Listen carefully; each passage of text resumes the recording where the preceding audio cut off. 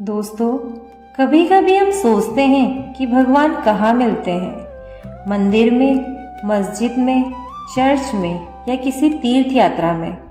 लेकिन आज जो कहानी मैं आपको सुनाने जा रही हूँ वो आपको बताएगी कि असली ईश्वर कहाँ मिलते हैं। मुट्ठी में बस 1 रुपया और आंखों में ढेर सारा विश्वास।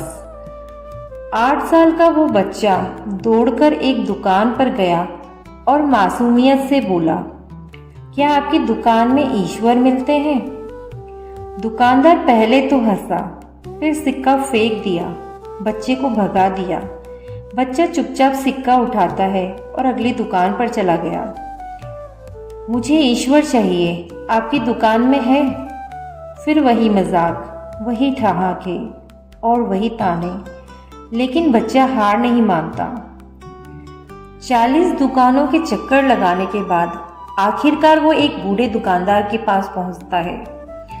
बूढ़ा दुकानदार मुस्कुराकर बोला, बेटा, तू ईश्वर क्यों खरीदना चाहता है? क्या करेगा ईश्वर लेकर? बच्चे की आंखों में चमक आ गई। शायद पहली बार किसी ने उसे गंभीरता से लिया था। वो बोला, मेरी माँ मेरी दुनिया है, वो अस्पताल में है।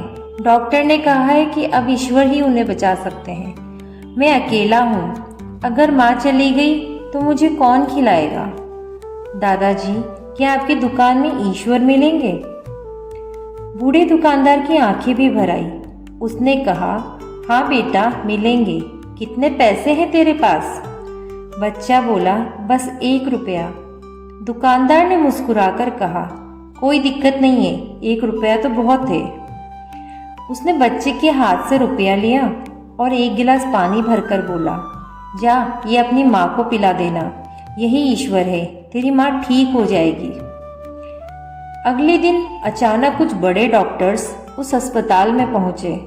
ऑपरेशन हुआ और कुछ ही दिनों में माँ स्वस्थ हो उठी।